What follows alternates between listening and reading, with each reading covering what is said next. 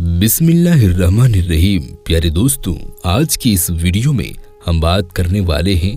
हजरत अली ने फरमाया, रोज सुबह दो फरिश्ते घर पर क्यों आते हैं और वो आकर क्या करते हैं। साथ ही साथ दोस्तों, हम आपको बताने वाले हैं एक ऐसा वाकया, इस वाकये में दुल्हन का इंतकाल हो गया, यानी अपनी शादी वाले दिन ही दुल्हन जो ससुराल में जानी थी वो कब्र में पहुंच गई। इसके साथ साथ दोस्तों, हम आपको बताएंगे उन 15 घरों के बारे में जिन घरों में गरीबी ही गरीबी आती है, तंगदस्ती ही तंगदस्ती आती है।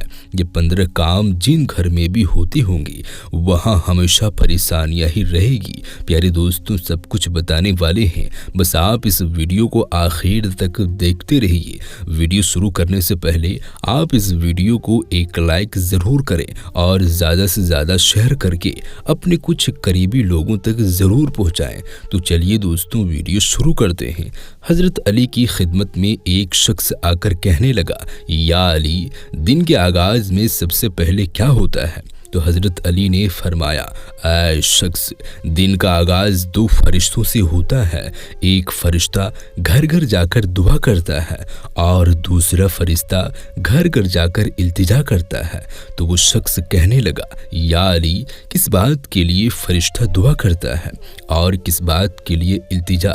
तो हजरत अली ने फरमाया, मैंने अल्लाह के रसूल सल्लल्लाहु तआला अलैहि वसल्लम से सुना कि सुबह से पहले 2 फरिश्ते जमीन पर आते हैं और घर घर जाकर देखते हैं। जिस घर में कोई ऐसा बंदा होता है जो अल्लाह की मखलूक पर खर्च करता है, अपने अजीजो अकारीब पर खर्च करता है, अपने घर वालों की ज़रूरतों को अपना फर्ज समझता है, तो एक फरिश्ता अल्लाह के दरबार में दुआ करता है कि ऐ अल्लाह, इसके हाथ को कभी तंग मत करना, इसकी नेमतों को बढ़ाते रहना, ताकि ये ऐसे ही अपने अजीजो अकारीब और अपने घर वालों पर खर्च कर सके।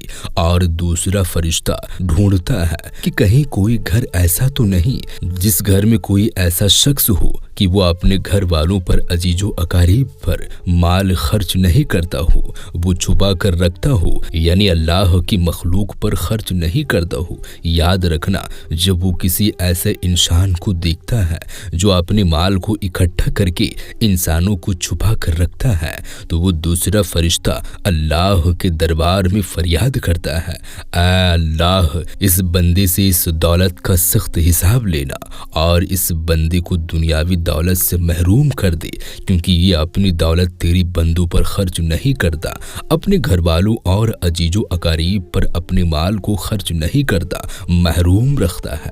और यूं अजीजो अकारीब पर खर्च करने वाला दुनिया में फरबानी और आखिरत में अजीम अर्ज पाता है।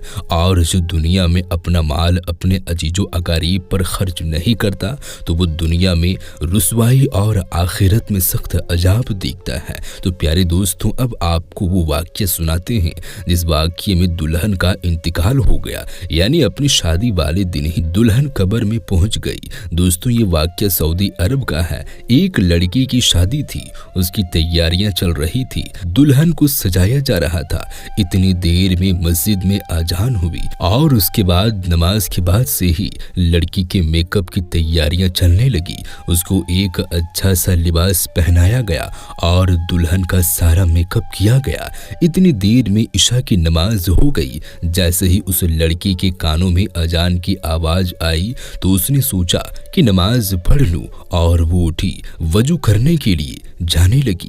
जैसे ही वो वजू करने के लिए चली तो उसकी माँ ने देखा और पूछा, बेटी कहाँ जा रही हो। तो दुल्हन ने जवाब दिया कि अम्मी, मैं वजू करने के लिए जा रही हूँ, अजान हो चुकी है, नमाज का वक्त हो रहा है। लड़की की माँ ने कहा कि कहीं तुम पागल तो नहीं हो गई, वो नीचे सारे मेहमान बैठे हैं, तुम्हारा इंतजार कर रहे हैं, तुम वजू करोगी तो तुम्हारा मेकअप खराब हो जाएगा, तुम फिर अच्छी नहीं दिखोगी, सब लोग तुम्हारे बारे में क्या सोचेंगे। उस दुल्हन ने कहा कि अम्मी, लोग क्या कहेंगे मुझे नहीं पता, मुझे अपने रब को राजी करना है। इतना कहकर लड़की वजू करने के लिए चली गई। उसने वजू किया और नमाज के लिए जाने लगी। वजू करने से सारा मेकअप उतर चुका था, लेकिन लड़की को इस बात की कोई भी फिक्र नहीं थी।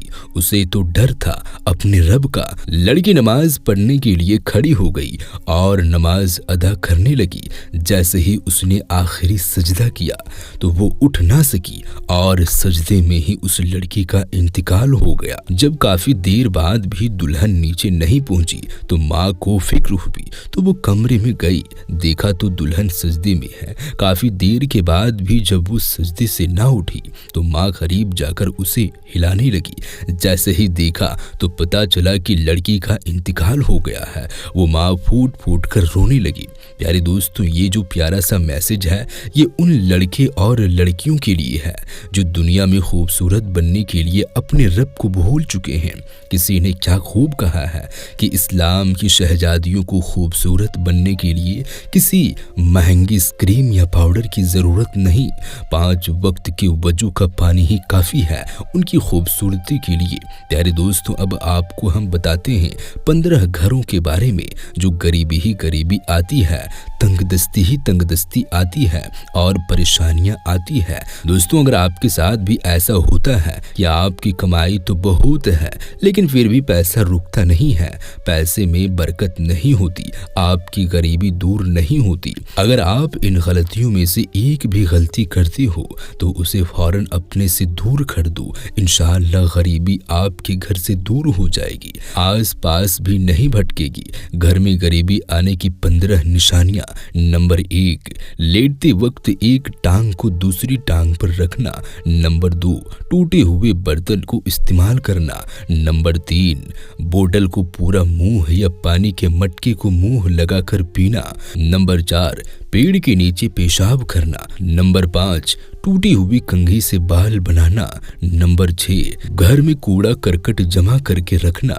नंबर 7, दांतों से नाखून को काटना। नंबर 8, फजर की नमाज नहीं पढ़ना। प्यारे दोस्तों, सबसे ज्यादा गरीबी फजर की नमाज नहीं पढ़ने से आती है। अगर आप फजर की नमाज नहीं पढ़ते हैं तो उस घर में गरीबी का आना तय है। नंबर 9, झूठी कसम खाना। नंबर 10, उल्टे लेट कर सोना। नंबर 11, मेहमान के आने पर नाराज होना। नंबर 12, औरतों का खड़े खड़े बालों का संवारना। नंबर 13, गुस्ल खाने में पेशाब करना। नंबर 14, घर में बड़े लोगों को नीचे बैठाकर खुद ऊपर बैठना। और नंबर 15, उल्टे हाथ से खाना पीना करना।